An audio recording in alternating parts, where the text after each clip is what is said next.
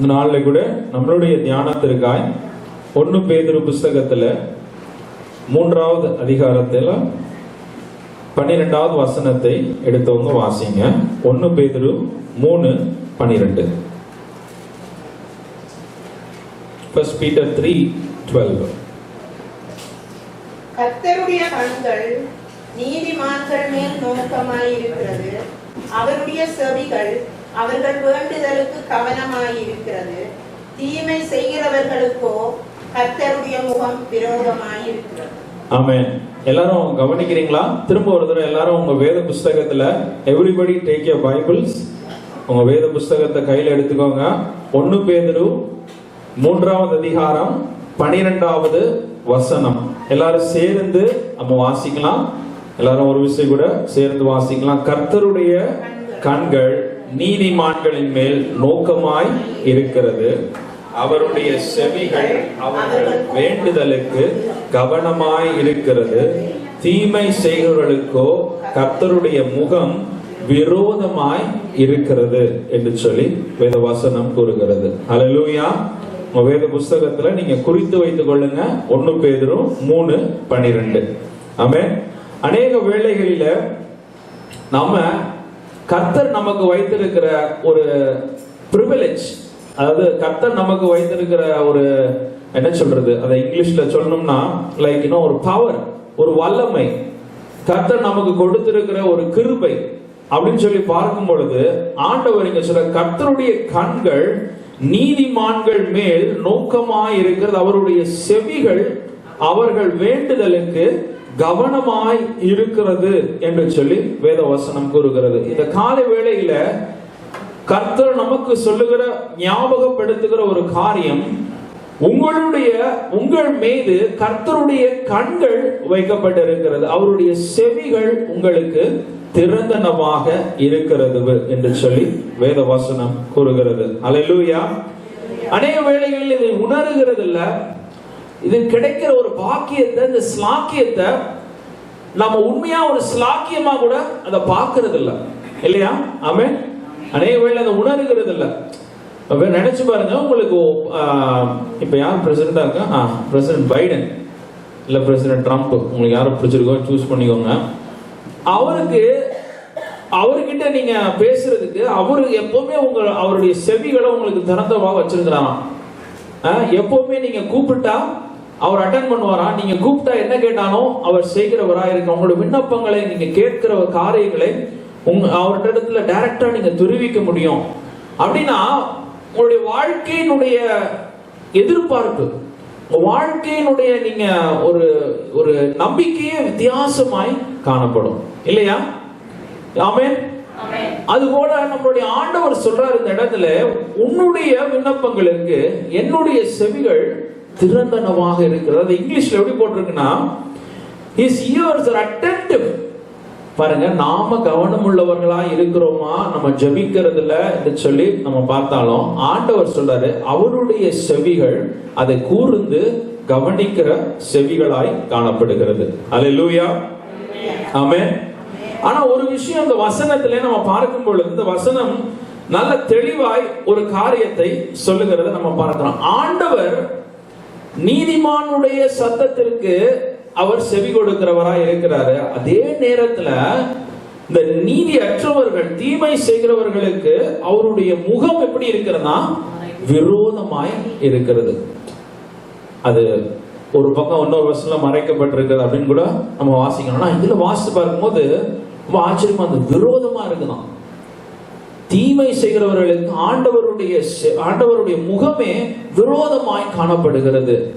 ஆனா நீதிமான்களுக்கு கர்த்தருடைய செவிகள், கர்த்தருடைய கண்கள் ரொம்ப கூர்ந்து கவனிக்கிறதாய் காணப்படுகிறது. 2 விதமான ஜனங்களுடைய ஜெபத்தை தான் ஆண்டவர் பார்க்கிறார். 2 விதமான, உயர்ந்த ஜாதி, தாழ்ந்த ஜாதி இல்ல. ஆமென். பணக்காரன் படிக்காதவன் கிடையாது. ஆண்டவர் எப்படி கவனிக்கிறார் என்று சொல்லி பார்க்கும், நீதிமானா இல்லையா, தீமை செய்கிறவனா இல்லையா, இதை பொறுத்து நான் ஆண்டவர் ஜெபத்திற்கு பதில் அளிக்கிறார் என்று சொல்லி நம்ம பார்க்கிறோம். இந்த உலகத்துல வேணா நம்ம பார்க்கிறோம், சில இடங்கள்ல சில போய் யாரையா ஒருத்தரை மீட் பண்ணணும், இல்ல ஒரு புனித ஸ்தலத்திற்கு போகணும்னா நம்ம பாக்குறோம், ரொம்ப உயர்ந்த பதவியில இருக்கிறவங்களா இருந்தா அவங்களுக்கு அதிக டைம் கொடுக்குறாங்க. உயர்ந்த பதவிகளா இருந்தா அவங்களுக்கு டைரக்டா ஒரு வேற ரூட்ல அவங்க போய் தரிசிக்க முடிகிறது. ஆனால் ஆண்டவர் இங்கே சொல்லுகிறார், அப்படிலாம் வேறுபாடு இங்க கிடையாது. நீ உயர்ந்தது தாழ்ந்தது உலகத்தில் இருக்கிற மனிதர்கள் வேணா அப்படி பார்க்கலாம். ஆனா ஆண்டவர் சொல்றாரு, என்னுடைய செவிகள் எல்லா நீதிமான்களுடைய ஜெபத்திற்கும் எப்படி இருக்குது, திறந்தனவாக இருக்கிறது என்று சொல்லி வேதவசனம் கூறுகிறது. It is important for you and me to know which side we are on. நம்ம எந்த சைடுல இருக்கிறோம்? நீதிமான் சைடுல இருக்கிறோமா, நீதிமான்களாய் காணப்படுகிறோமா, இல்ல தீமை செய்கிறவர்களாய் காணப்படும்? இது ரொம்ப ஒரு முக்கியமான ஒரு காரியம். உங்கள் ஜெபங்கள் கேட்கப்படுகிறதற்கு ஒரு பேஸ், முக்கியமான ஒரு காரியம், நீங்க நீதிமானா இல்லையாங்கிறது. அதிலும் மேலான ஒரு காரியம், நம்ம நீதிமான எல்லாம் தீமை செய்கிறவர்களா இருந்தானா ஆண்டவர் சொல்றாரு, என்னுடைய முகம் உனக்கு விரோதமாய் இருக்கும் என்று சொல்லி ஆண்டவர் சொல்றாரு. ஹல்லேலூயா, ஹல்லேலூயா. நினைச்சு பாருங்க, நீங்க ரோட்ல போயிட்டு இருக்கிறீங்க, ஒரு 18 வீலர் ட்ரக் வருது. ஒரு ட்ரக் வேகமா உங்களை நோக்கி வருது, வேகமா உங்களை நோக்கி வருது. நீங்க என்ன பண்ணுவீங்க? என்ன பண்ணுவீங்க? நீங்க யாராவது சொல்லுங்க, என்ன பண்ணுவீங்க? ரொம்ப யோசிக்கிறத பார்த்தா எல்லாம் அப்படியே நிப்பீங்க போல இருக்கு. என்ன பண்ணுவீங்க நீங்க? விலகி போவோம். ஏதோ ஒரு முயற்சி எடுப்போம், அந்த ட்ரக் நம்ம மேல மோதாதபடிக்கு நம்ம இருக்கிறதுக்கு நம்ம ஒரு முடிவு, தீர்மானத்தை நம்ம எடுக்கிறது உண்டு. ஏன்னா நமக்கு தெரியுது, அவ்வளோ பெரிய வண்டி நம்ம மேல வந்து இடிச்சதுன்னா ஒண்ணும் இல்லாம நாம போயிடுவோம்னு சொல்லிட்டு. நான் கூட இந்த லாஸ்ட் வீக் ஒரு ட்ரிப்பு போயிருந்தேன் கலிபோர்னியா சைடுல. அங்க வந்து ஒரு மலை பகுதி, அங்க போகும்பொழுது வந்து பெரிய பெரிய பாறாங்கல்லாம் இருக்குது. இப்ப எனக்கு சொல்றான்னு வச்சுக்கோங்களேன், நான் அந்த வழியா போறேன், மலையில இந்த டர்ன்ல போறேன், அவங்க சொல்றாங்க இந்த வழியா போனா கல்லு விழுக வாய்ப்பு இருக்குது, இல்ல கல்லு விழுகுது அப்படின்னு சொல்றாங்கன்னு வச்சுக்கோங்க. நான் என்ன பண்ணுவேன், அந்த இடத்துக்கு போய் அப்படியே போய் நின்றுட்டு இருப்பேன். நாங்க என்ன பண்ணுவோம், ஒன்னு யூ டர்ன் எடுப்போம், இல்ல எங்கேயாவது அது கல்லு விழுவும் போது நம்ம அந்த வழியா போனோம்னா எங்கேயாவது மறைஞ்சு நிக்கவாது நம்ம முயற்சி செய்வோம்னு சொல்லி நம்ம பாருங்க. அதையும் மீறி நம்ம போனோம்னா நம்ம அடிபட்டு தான் நம்ம சாக வேண்டியது. நம்மளை பைத்தியக்காரன்னு சொல்லுவாங்க. கல்லு விழுகுதுன்னு சொல்றேன், அப்பவும் போய் அங்கதான் போய் நிப்பேன்னு சொல்லி நிக்கிறானே அப்படின்னு சொல்லி சொல்லுவாங்க. ஆனா நம்ம புரிந்து கொள்ள முடிகிறது, நம்ம வந்து இந்த மாதிரி காரியத்துல தெளிவாய் ஒரு முடிவு எடுக்கிறோம் இல்லையா?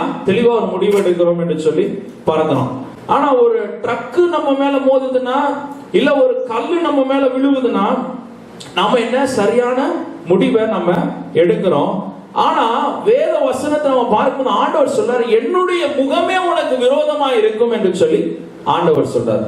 அப்ப நினைச்சு பாருங்க, இந்த கற்பாறைகளை எல்லாம் உண்டு பண்ணின தேவன் உங்களுக்கு விரோதமா நிற்கிறாருன்னா, உங்களுடைய ஜபங்களை கேட்காம, உங்களுடைய ஜபங்களுக்கு பதில் தராம அவர் விரோதமாய் உங்களுக்கு நிற்கிறாருன்னா, அப்ப நம்ம நினைச்சு பார்க்கணும், ஒரு கல்லுக்கும் ஒரு ட்ரக்குக்கும் நம்ம பயந்து நல்ல தீர்மானங்களை நம்ம எடுக்கிறோம், ஞானமா செயல்படுறோம், எத்தனையோ காரியத்துல ஞானமா செயல்படுறோம்.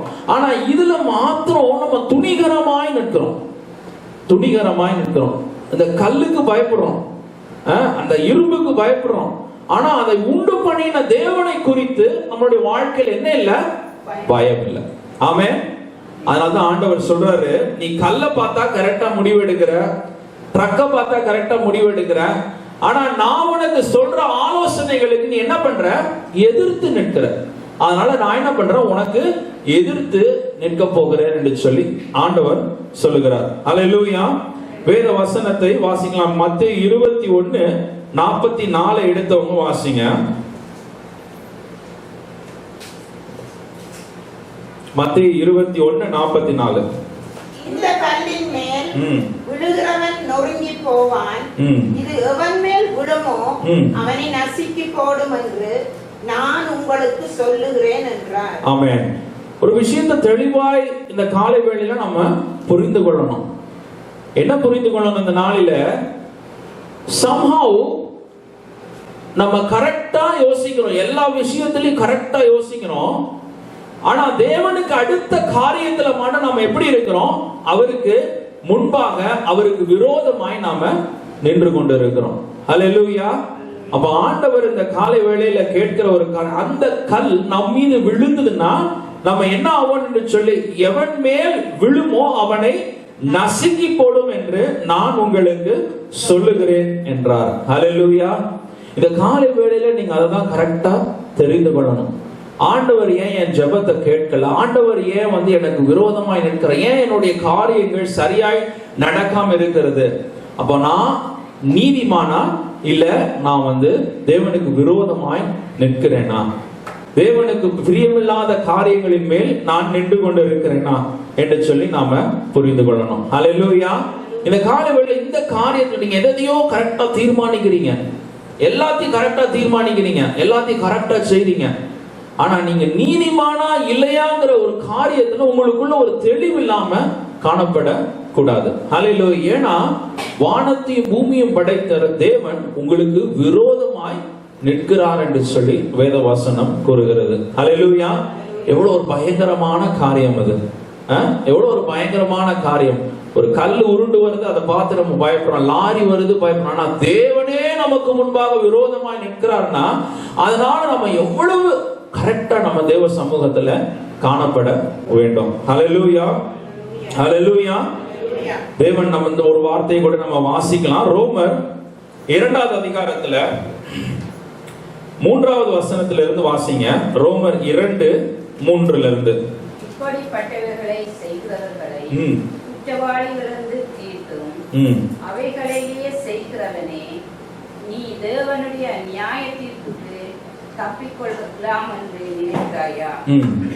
அல்லது தேவ தயவு நீ குணப்படும்படி உன்னை ஏவுகிறதென்று அறியாமல் அவனுடைய தயவு, பொறுமை, நீடிய சாந்தம் இவைகளின் ஐஸ்வரியத்தை அசட்டை பண்ணுகிறாயோ? ஆமென். பாருங்க, இந்த இடத்துல வேத வசனம் கூறுகிறது ரோமர் 2:3 இப்படிப்பட்டவைகளை செய்கிறவர்களை குறித்து குற்றவாளிகள் என்று தீர்த்தும் அவைகளையே செய்கிறவன் நீ தேவனுடைய நியாய தீர்ப்புக்கு தப்பித்துக் கொள்ளுவாய் என்று நினைக்கிறாயோ? அல்லது தேவ தயவு நீ குணப்படும்படிக்கு உன்னை ஏவுகிறது என்று அறியாமல் அவருடைய தயவு, பொறுமை, நீடிய சாந்தம் இவைகளின் ஐஸ்வரியத்தை அசட்டை பண்ணுகிறாயோ என்று சொல்லி வேதவசனம் கூறுகிறது. ஹல்லேலூயா. சோ நம்மளுடைய வாழ்க்கையில தேவன் ஒரு காரியத்தை சொல்றாரு. தேவன் வரும்பொழுது 2 தரப்பு மக்களை தான் ஆண்டவர் பார்க்க போகிறாரு. நீதிமான்கள், பொல்லாப்பு செய்கிறவர்கள், தீமையை செய்கிறவர்கள் என்று சொல்லி வேதவசனம் கூறுகிறது. இந்த 2 கேட்டகரியில நாம எங்க இருக்கிறோம்? படிச்சிருக்கிறோம், படிக்கல, இந்த உலகத்துல சக்சஸ்ஃபுல்லா இருந்தோம் இல்ல, அதெல்லாம் எதுவுமே பொருட்டு கிடையாது.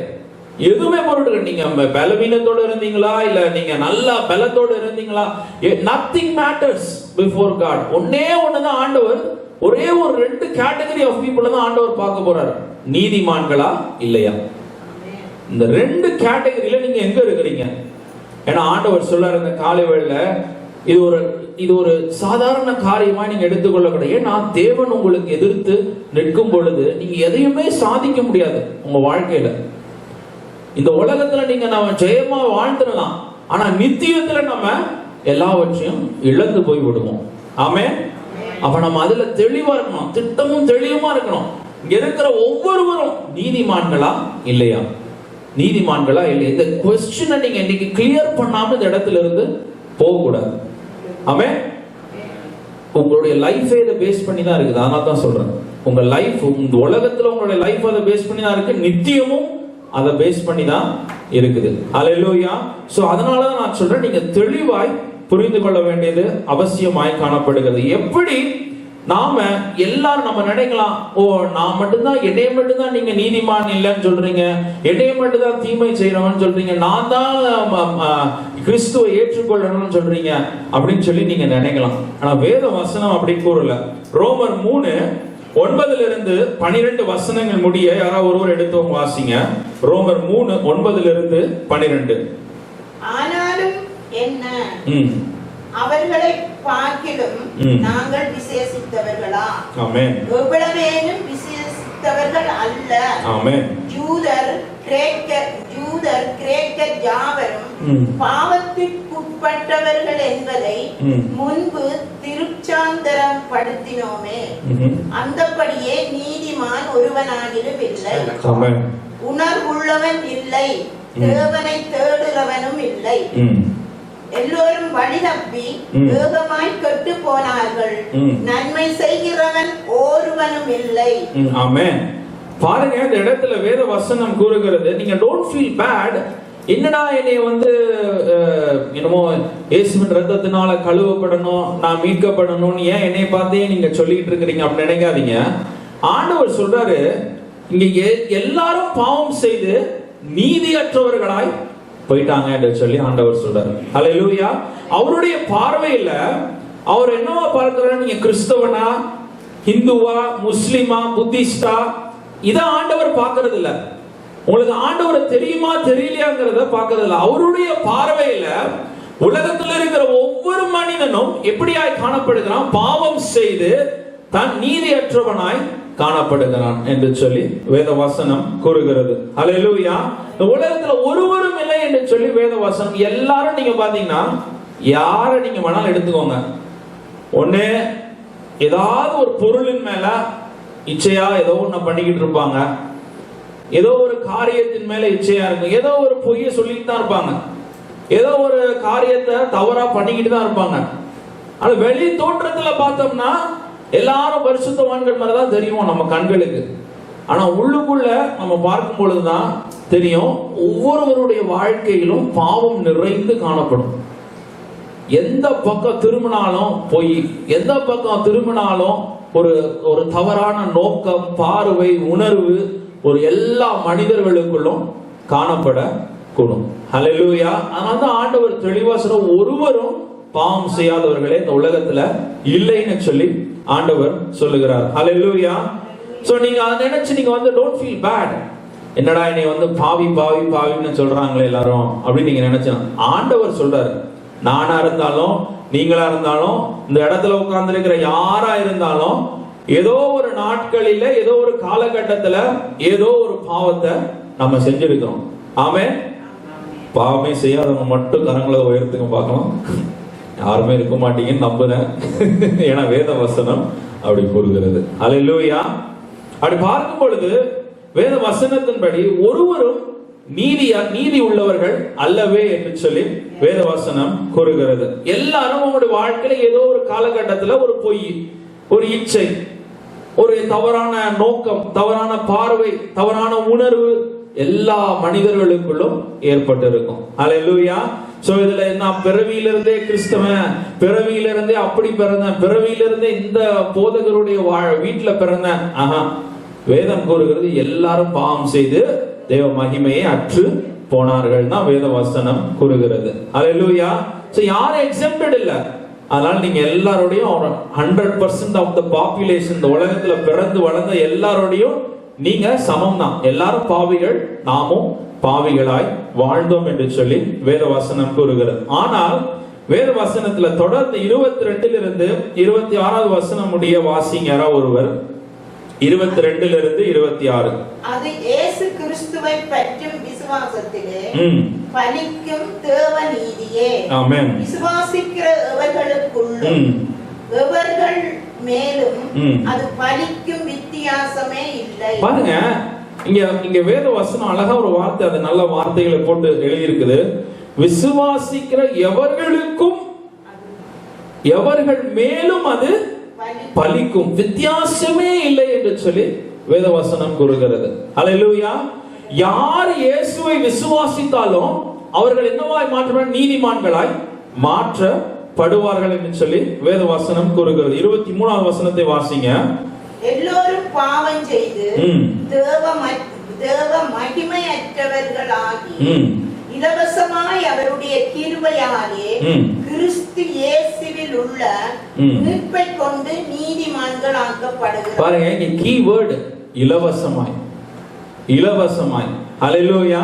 இலவசமா. யாரும் எங்கேயும் போய் எந்த மனுஷனிடத்துல தயவு பெற்றுக்கொள்ள தேவையில்லை, எவ்வளவு காசு கொடுக்க தேவையில்லை, எங்கேயும் போக தேவையில்லை. இலவசமாய் அவர் சொல்றாரு. நீ என்ன பண்ணலாம்? தேவனுடைய கிருபையை பெற்றுக்கொள்ளலாம். ஹல்லேலூயா. இலவசமாய் நீ நீதிமானாய் மாற்றப்பட முடியும். It's a free gift. It's a free gift என்று சொல்லி வேதவசனம் கூறுகிறது. ஹல்லேலூயா. முதலாவது நீதிமான்களாய் மாற்றப்பட்டிருக்கணும். இந்த காலை வேளையில நீங்க சிந்திங்க. நீங்க ஜெபிக்கிறீங்களோ ஜெபிக்கலையோ, நீங்க பூர்வீகமா கிறிஸ்தவர்களோ இல்லையோ, அதெல்லாம் மேட்ச் கிடையாது. ஒன்னே ஒண்ணுதான் அந்த நாள்ல நீங்க தெளிவா தெரிஞ்சுக்கணும். நான் நீதிமானா இல்லையா? நான் நீதிமானா எப்படி நீதிமான்? இயேசுவை ஏற்றுக்கொண்டதுனால, அவர் எனக்காக என் பாவத்திற்காக சிலுவையில மரித்ததுனால நான் நீதிமானாய் ஆக்கப்பட்டிருக்கிறேன். அவ்வளவுதான். Free gift. இந்த காலை வேளை அதை பெற்றுக்கொள்ளுங்க. அதற்கு அப்புறமாய் நீங்க என்ன பண்ணணும்? ஜெபம் செய்கிறதை ஆண்டவர் கேட்கிறவராய் காணப்படுகிறார். ஹல்லேலூயா. ஹல்லேலூயா. ஒரு நீதிமான் உடைய ஜெபத்தை கர்த்தர் கூர்ந்து கவனிக்கிறவராய் இருக்கிறார். Is attentive to your prayers என்று சொல்லி வேதவசனம் கூறுகிறது. ஹல்லேலூயா. நாம பார்க்கும்போது மல்கியா புத்தகத்துல 3வது அதிகாரம் 16வது வசனத்தை எடுத்தவங்க வாசிங்க. எல்லாருக்கும் தெரிந்த வசனம் தான். மல்கியா 3:16. ஆண்டவர் எவ்வளவு தூரம் உங்களுடைய சத்தத்தை கூர்ந்து சந்தோஷமா கேட்கிறார் என்பதற்கு இது ஒரு அடையாளமாய் காணப்படுகிறது. எடுத்தவங்க வாசிங்க. மல்கியா 3:16. அப்பொழுது கர்த்தருக்கு பயந்தவர்கள் ஒருவரோடு ஒருவர் பேசிக் கொள்வார்கள்.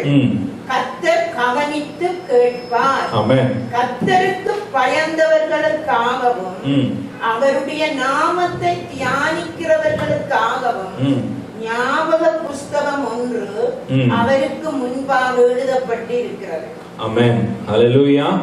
பாருங்க, சில வேளையில நான் நானும் என் ஒய்ஃபும் ஃப்ரண்ட்ல உட்காந்துருப்போம், பிள்ளைங்க பேக் சீட்ல உட்காந்துருப்போம்.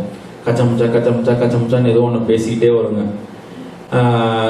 ஃபர்ஸ்ட்டு கொண்டே கவனிக்க மாட்டோம். நாங்கள் என்னடா இது, நானும் வழக்கமா நம்மளே பிடிச்சி ஏதாவது கொஸ்டின் கேட்டுட்டே இருக்குங்க வர வழியில. ஏன்னா அமைதியா இருக்கு, அவங்களுக்குள்ள கச்சமுச்சா கச்சமுச்சான்னு ஏதோ பேசிட்டே இருக்குன்னு சொல்லிட்டு என்ன பேசுறாங்க நம்ம கூர்ந்து கவனிப்போம். கேட்க மாட்டோம் அவங்ககிட்ட, கூர்ந்து கவனிப்போம். அது ஒண்ணு ஏதோ ஒண்ணு பேசிக்கிட்டு இருக்குங்க. ஆனா அது ஒரு சந்தோஷம். அதுல ஏதோ ஒண்ணு அதுங்க ஏதோ வித்தியாசமா திங்க் பண்ணும், ஏதோ ஒண்ணு பேசும், ஒரே சந்தோஷம். ஹல்லேலூயா. ஆண்டவர் நம்மளுடைய தேவன் அது போலதான். ஆமென். நம்முடைய தேவன் அது போலதான். நீங்களும் நானும் பேசுகிறத ஆண்டவர் பாருங்க கூர்ந்து கவனிக்கிறார். ஹல்லேலூயா. நான் பாருங்க எம்மாதான் என் பிள்ளைங்க பேசணும், அவர் ஆண்டவர் எப்பொழுதும் கூர்ந்து கவனிக்கிறவராய் காணப்படுகிறார். அவருடைய செவிகள் பாருங்க, உங்க வாயிலிருந்து புறப்படுகிற ஒவ்வொரு வார்த்தையும் அவருக்கு இனிமையா காணப்படுது. ஆமென். அதனால நம்மளுடைய வாயிலிருந்து புறப்படுகிற துதிகளில் அவர் வாசம் செய்கிற தேவனாய் இருக்கிறார். அவருக்கு ரொம்ப சந்தோஷம். என்னது? அவரிடத்துல அவரை குறித்து நம்ம பேசுகிறதுல அவருக்கு ஒரே சந்தோஷம். அவர் கவனிச்சுட்டே இருக்கிறாரு. போர் அடிக்கவே அடிக்காது போல இருக்கு அவருக்கு. ஹல்லேலூயா. நம்ம கூட பிள்ளைங்க கொஞ்ச நேரம் பேசும்போது கொஞ்ச நேரம் வாய மூடுறியா, அமைதியா இருக்கியான்னு சொல்லுவோம். ஆனா அவர் பாருங்க கூர்ந்து கேட்கிறவராகவே இருக்கிறார். வேத வசனம் கூறுகிறது. ஹல்லேலூயா. அப்படிதான் எம்மாவு சீஷர்கள் அப்படியே பேசிக்கிட்டே போனாங்களாம். லூக்கா 24வது அதிகாரத்துல 13வது வசனம் அப்படியாக கூறுது. அன்றைய தினமே அவர்களில் 2 பேர் எருசலேமுக்கு 7 அல்லது 8 மைல் தூரமான எம்மாவு என்னும் கிராமத்துக்கு போனார்கள். போகையில் இந்த வர்த்தமானங்கள் யாவையும் குறித்து அவர்கள் ஒருவரோடு ஒருவர் சம்பாஷித்துக் கொண்டிருந்த இருக்கையில் இயேசு தாமே சேர்ந்து அவர்களுடனே கூட நடந்து போனார் என்று சொல்லி வேதவசனம் கூறுகிறது. ஹல்லேலூயா. பாருங்க, நீங்க பேசுற காரியத்தை ஆண்டவர் கவனிக்கிறாரு. நீங்க பேசுற காரியத்தை ஆண்டவர் கவனிக்கிறார். நீங்க புரிந்து கொள்ளணும். ஆமென். நீங்க நம்ம வீட்டுல பேசினாலும் நம்ம ஜெபத்துல பேசினாலும் ஆண்டவர் கவனிக்கிறவரா இருக்கிறார். அப்ப அவருக்கு ஒரு சந்தோஷம். அவருக்கு என்ன ஒரு சந்தோஷம்? நீங்க பேசும் பொழுது அவருக்கு ஒரு சந்தோஷம். உங்களுக்கு எப்படி உங்க குழந்தை பேசும் பொழுது, உங்க மக பேசும் பொழுது, இல்ல உங்க மகன் உங்களுக்கு கால் பண்ணி பேசும் பொழுது உங்களுக்கு எவ்வளவு சந்தோஷம் வருதோ, அதையும் காட்டிலும் அதிகமாக ஆண்டவர் என்ன பண்றாரு? உங்களுடைய வார்த்தைகளை கேட்டு அவர் சந்தோஷப்படுகிறார் என்று சொல்லி வேத வசனம் கூறுகிறது. ஹல்லேலூயா. ஏன் அவர் கூர்ந்து கவனிக்கிறார்னா அவருக்கு ஒரே சந்தோஷம். ஆமென். ஆமென். இந்த காலையில நீங்க துதிக்கும் பொழுது கூட அவருக்கு ஒரே சந்தோஷமாக தான் இருந்திருக்கும். என் மகன் என்னை தூக்கி கூப்பிடுறான், என் மகன் என்னை நோக்கி கூப்பிடுறான், என்னதான் சொல்றான்னு பார்க்கலாமே, என்னதான் பேசுறான்னு பார்க்கலாமே அப்படின்னு சொல்லி ஆண்டவர் கூர்ந்து கவனிங்க. அதனாலதான் நம்ம துதிக்கிற நேரத்துல, தேவனை ஆராதிக்கிற நேரத்துல சத்தமாய் அவரை நோக்கி கூப்பிட பழகி கொள்ளணும். அல்லேலூயா. ஆண்டவர் விருப்பப்படுறாரு. அவருடைய செவிகளே எதுக்கு இருக்குன்னு நினைச்சு பாருங்க. ஒருத்தருக்கு காது இருக்கிறதே எதுக்குன்னா, நீங்க பேசுறது கேட்கறதுக்கு தான் அவருக்கு காதே இருக்குது. நீங்க பேசாம அமைதியா இப்படி உட்கார்ந்து இப்படி அமைதியா அப்படி இருந்தா எப்படி இருக்கும்? அது இருக்க நல்லா இருக்காது. அவர் சொல்றாரு, நீ பேசு, உன் செவிகள் ரொம்ப கூர்ந்து கவனிக்கிறதாய் காணப்படுகிறது என்று சொல்லி வேதவசனம் கூறுகிறது. ஹல்லேலூயா. 1 யோவான் 5வது அதிகாரத்துல 14-15 வசனத்தை எடுத்தவங்க வாசிங்க. 1 யோவான் 5:14-15.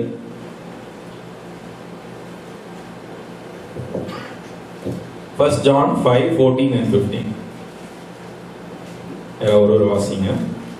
அதற்கு பின்பு இயேசு அவனை தேவாலயத்தில் 1 யோவான் 5:14-15. நாம் எதையாகிலும் அவருடைய சித்தத்தின்படி கேட்டால் அவர் நமக்கு சொல்லிக் கொடுக்கிறார் என்பதை அவரை பற்றி நாம் கொண்டிருக்கிற தைரியம். நாம் எதை கேட்டாலும் அவர் நமக்கு சொல்லிக் கொடுக்கிறார் என்றும் நாம் அறிந்திருக்கிறோமானால் அவரிடத்தில் நாம் கேட்கிறவர்களை பெற்றுக்கொண்டோம் என்றும் அறிந்திருக்கிறோம். ஆமென். அல்லேலூயா. இங்க ஆண்டவர் நமக்கு செவி கொடுக்கிறார் என்கிற உணர்வு உங்களுக்குள்ள ஏற்படும்னா, நீங்க ஜெபிக்கும் பொழுது எதை குறித்தும் நீங்க என்ன பண்ண தேவையில்லை, கவலைப்பட தேவையில்லை. எதை குறித்து உங்களுக்குள்ள சந்தேகம் வர தேவையில்லை. ஹல்லேலூயா. வேதவசனம், நாம் எதையாகிலும் அவருடைய சித்தத்தின்படி கேட்டால் அவர் நமக்கு செவி கொடுக்கிறார் என்பதே அவரை பற்றி நாம் கொண்டிருக்கிற தைரியம். நாம் எதை கேட்டாலும் அவர் நமக்கு செவி கொடுக்கிறார் என்று நாம் அறிந்திருந்தோம். ஆனால் அவரிடத்தில் நாம் கேட்டவைகளை பெற்றுக்கொண்டோம் என்றும் அறிந்திருக்கிறோம். ஹல்லேலூயா. Never think a prayer is waste. Never think. ஒரு நாள் நீங்க சிந்திக்காதீங்க. நடக்காம இருக்கலாம், இட்ஸ் ஓகே. நடக்காம இருக்கலாம். இன்னைக்கு நம்ம பார்க்காம இருக்கலாம். இன்னைக்கு நம்ம சில காரியத்தை பெற்றுக்கொள்ளாம இருக்கலாம். ஆனா வேத வசனம் கூறுகிறது, அவர் கூர்ந்து கவனிக்கிறானா உங்களுடைய ஜெபங்களை, கேட்கிறாரு. நீங்க என்ன ஜெபத்துல கேட்கிறீங்களோ அதெல்லாம் கேட்டு வேத வசனம் எல்லாத்தையும் ஞாபக புஸ்தகத்துல அவர் குறித்து வைத்திருக்கிறார் என்று சொல்லி வேத வசனம் கூறுகிறது. அப்ப அந்த தைரியத்தோடு, கான்பிடன்ஸ், நான் இன்னைக்கு முழங்கால் படி இட்டேன்னா நான் பேசுற எல்லா வார்த்தையும் கர்த்தருடைய செவிகளுக்கு எட்டுது. ஆமென். நான் நல்லது பண்ணனதுனால இல்லைங்க, நான் நன்மையை செய்ததுனால இல்ல, ஏதோ நான் காணிக்கையை கொடுத்ததுனால இல்ல, நான் நீதிமானா இருக்கிறதுனால நான் எப்போ முழங்கால் படி இட்டாலும் அவர் என்ன பண்றாரா, அவருடைய ஜெபங்களை கேட்கிறவராக இருக்கிறார். ஹல்லேலூயா. அவர் ஜெபங்களை கேட்கிறார் என்று அறிந்திருந்தோமானால், பாருங்க இதான் கீ, அவர் ஜெபங்களை கேட்கிறார் என்று அறிந்திருந்தோமானால் அவரிடத்தில் நாம் கேட்டவைகளை பெற்றுக்கொண்டோம் என்று அறிந்திருக்கிறோம். அல்லேலூயா. முதல்ல அவர் கேட்கிறார். ஏதோ செவுத்துக்கிட்ட பேசுறோம், இன்னைக்கு உட்கார்ந்து இன்னைக்கு பண்ணலனா என்ன, இன்னைக்கு ஜெபிக்கலனா என்ன நினைக்காதீங்க. நான் சொல்றேன், ஆண்டவர் கேட்கிறார். ஆமென். கேட்கிறார். நீங்க எப்போ முழங்கால் பண்ணிட்டாலும் அதுவே ஒரு பெரிய ஸ்லாக்கியங்க. அதுவே ஒரு பெரிய ஸ்லாக்கியம். நாம ஏதோ நன்மையை செய்ததுனால அவர் நம்முடைய ஜெபத்தை கேட்கல. அவரே நம்மளை நீதிமான்களாய் மாற்றி சுத்திகரித்து நம்மளை அவருடைய ஆவியை நமக்குள்ள வச்சு நம்மளை ஜெபிக்க வைக்கிறாரு. நம்ம ஜெபிக்கிறோம், அவர் என்ன பண்றாரு, கேட்கிறார். அல்லேலூயா. இந்த கான்பிடன்ஸ் நம்மளுடைய வாழ்க்கையில காணப்பட வேண்டும். அதுதான் விசுவாசம். மத்தேயு 21:22 எடுத்தவங்க வாசிங்க. ஆண்டவராகிய இயேசு கிறிஸ்து அதை தான் சொல்லுகிறத நம்ம வாசிக்கிறோம். மத்தேயு 21:22.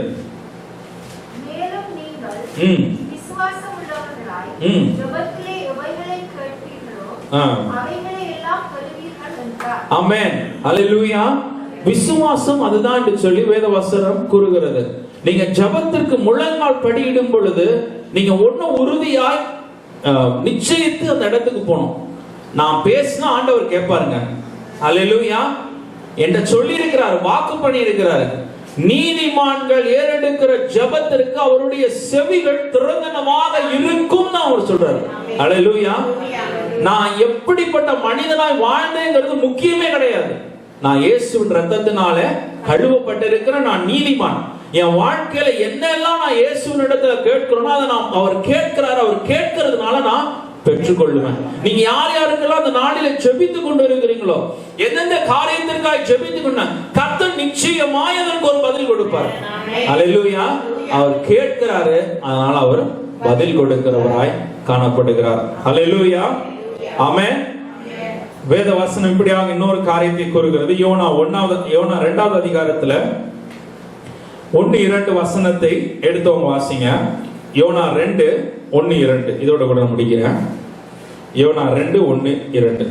அந்த மீனின் வயிற்றிலிருந்து யோனா தன் தேவனாகிய கர்த்தரை நோக்கி விண்ணப்பம் பண்ணி, என் நெருக்கத்தில் நான் கர்த்தரை நோக்கி கூப்பிட்டேன், அவர் எனக்கு உத்தரவு அருளினார். நான் பாதாளத்தின் வயிற்றிலிருந்து கூக்குரலிட்டேன், நீர் என் சத்தத்தை கேட்டீர். பாருங்க 7வது வசனத்தை வாசிங்க.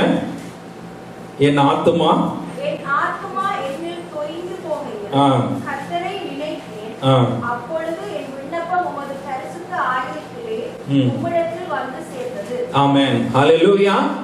யோனா ஒரு நீதிமான். ஆமென். யோனா ஒரு நீதிமான். அதற்காக எல்லா நேரமும் எல்லாத்தையும் பெர்ஃபெக்ட்டா செய்யற ஆள் கிடையாது. நீதிமான்னா அப்படி கிடையாது. ஹல்லேலூயா. நீதிமான்னா எல்லா நேரமும் எல்லாத்தையும் பெர்ஃபெக்ட்டா செய்யறவங்க அப்போ யார நீதிமான்னு நம்ம சொல்றது? ஆமென். நீதிமான் அப்படி கிடையாது. நீதிமான் என்னைக்கோ ஒரு நாள் விழுவான், என்னைக்கோ ஒரு நாள் அவனுடைய வாழ்க்கையில ஒரு தவறு ஏற்படும். யோனாவினுடைய வாழ்க்கையில ஒரு தவறு ஏற்படுது. தாவீதுடைய வாழ்க்கையில ஒரு தவறு, ஒரு பாவம் ஏற்படுது. கர்த்தர் சொல்லுகிற காரியத்தை அவன் செய்யல. கர்த்தர் எதிர்பார்த்த காரியத்தை அவன் செய்யாமல் இருந்தாலும் கர்த்தர் என்ன பண்ண, ஒரு மீனை உண்டு பண்ணி அதை அவனை விழுங்கும்படிக்கு மீனின் வயிற்றிலே அவன் காணப்பட்டான் என்று சொல்லி வேதவசனம் கூறுகிறது. ஆனாலும் அவன் நீதிமான். ஹல்லேலூயா. ஆனாலும் அவன் நீதிமான். அவன் வேதவசனம் அந்த ரூட் ஆஃப் த மவுண்டன்ல இருக்கிறான். ரூட் அது மலை இருக்கு, மலை உச்சி இருக்கு, தண்ணீர் கீழே மலையோட வேர் இருக்குது அப்படிங்கிற மாதிரி சொன்னா. அந்த இடத்திலிருந்து நீதிமான் ஒரு குரலை எழுப்பினால் ஆண்டவர் கேட்கிறவராய் காணப்படுகிறார். அல்லேலூயா. அல்லேலூயா. ஆண்டவருடைய செவிகள் உங்களுடைய எல்லா ஜெபத்திற்கும், எல்லா வேலைகளில் இருக்கிற ஜெபத்திற்கும் எப்படி இருக்குது? திறந்தனவாக தான் இருக்குது. ப்ராப்ளம் என்ன? நம்ம கூப்பிடுறோமா இல்லையாங்கிறது தான். அல்லேலூயா. அல்லேலூயா. ஆண்டவர் எதிர்பார்க்கிறார் இந்த காலை வேளையில உங்களால அநேக வார்த்தைகளை சொல்லி ஜெபிக்கணும், அநேக மணி நேரம் ஜெபிக்கணும் அப்படிங்கிறது உங்களோட ஒரு காரியமாய் காணப்படலாம். ஆனா நீங்க இன்னைக்கு நீங்க முழங்கால் படியிடுங்க. அல்லேலூயா. அவரை நோக்கி ஒரு வார்த்தை, 2 வார்த்தை அவரிடத்துல பேசுங்க. அவரிடத்துல சொல்லுங்க, உங்களோட பிரச்சனைகளை சொல்லுங்க, உங்களுடைய தேவைகளை சொல்லுங்க. கர்த்தரை ஸ்தோத்திரியுங்கள். கர்த்தர் உங்களுடைய விண்ணப்பங்களுக்கு செவி கொடுக்கிறவராய் இருக்கிறார். ஹல்லேலூயா. நம்ம எல்லாம் ஒரு விசை கண்களை மூடலாம். Thank you Jesus. எல்லாரும் அப்படியே எழுந்து நிக்கலாமா? Thank you Jesus.